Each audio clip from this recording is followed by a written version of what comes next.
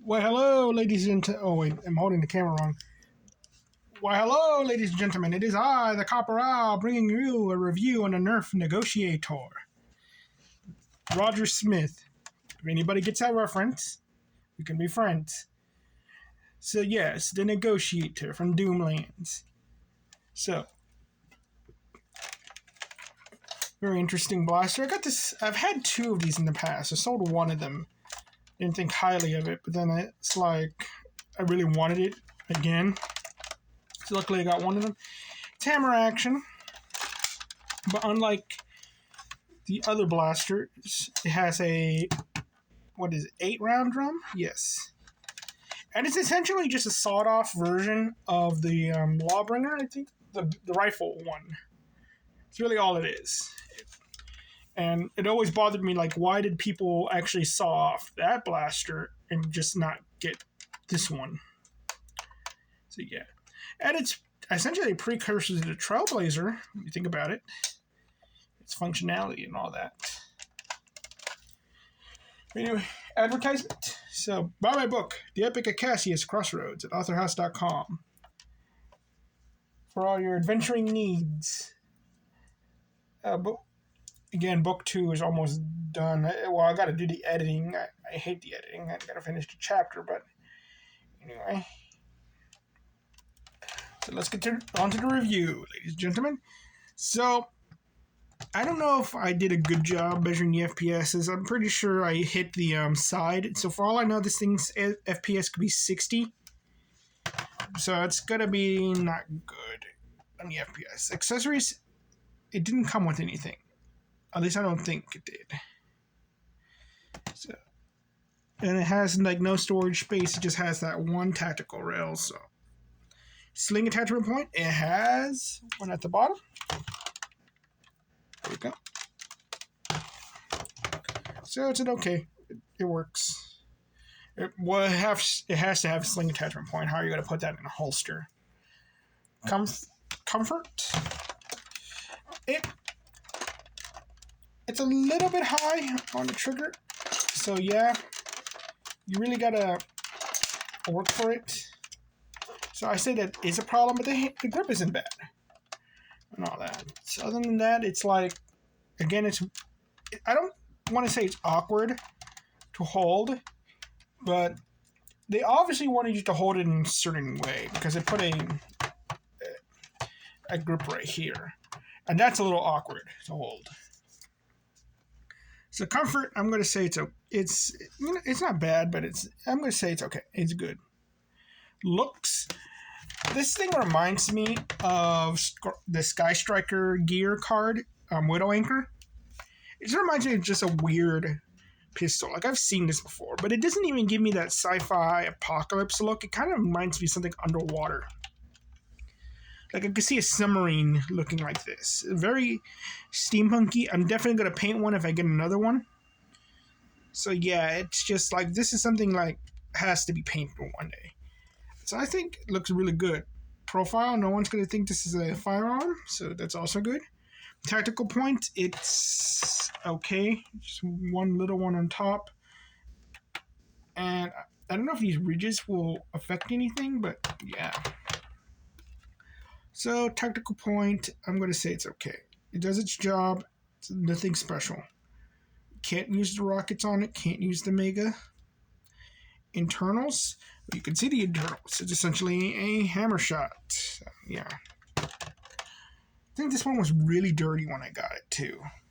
Got to clean out some bugs. So, internals are okay. No, there's nothing really bad about the internals. Like,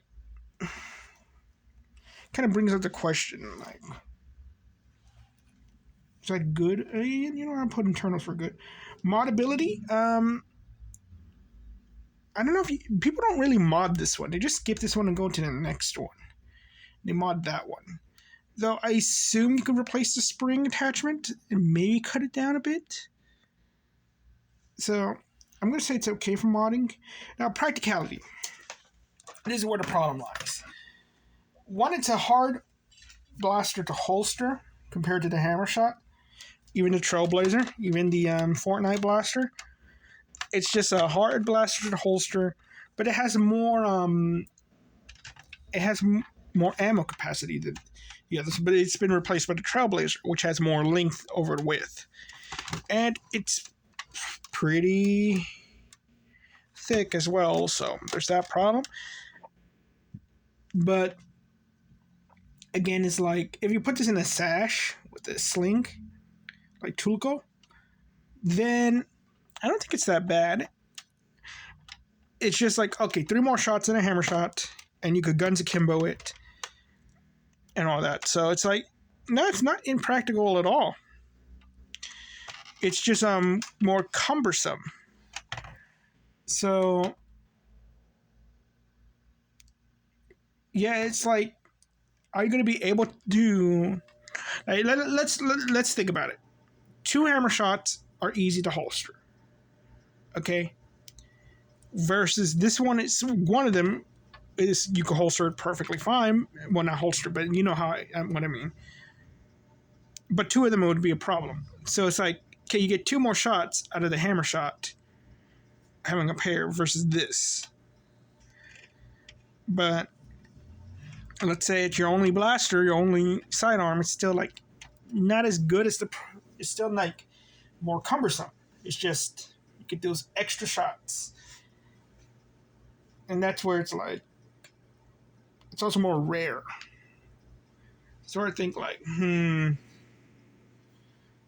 this is interesting. Even if you're just comparing it to the Fortnite blasters, those are still like less shots, but more easier to carry around in a way.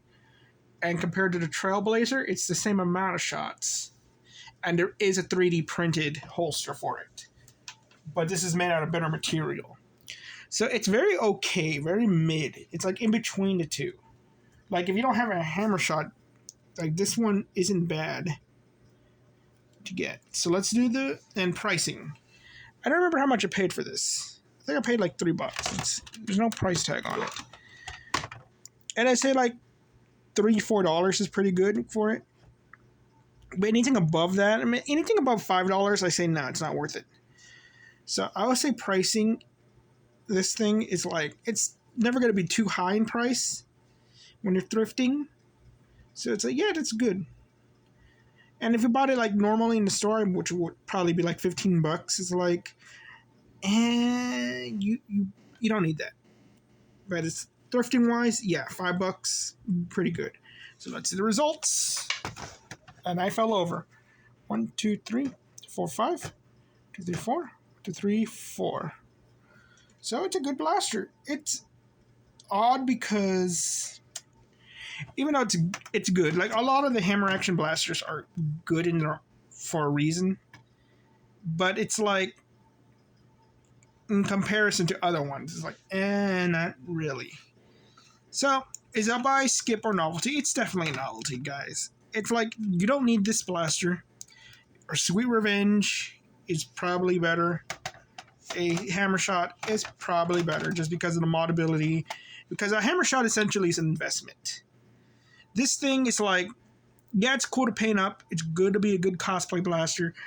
But by the time you modify the hammer shot, it's going to be a way better blaster. I think they have like 8-round cylinders for hammer shots too. So it's like, yeah, this thing's like outmoded by all the mods. By the time you're done with modding out a hammer shot to be 8 rounds and all that stuff, that thing's gonna be performing a lot better than this.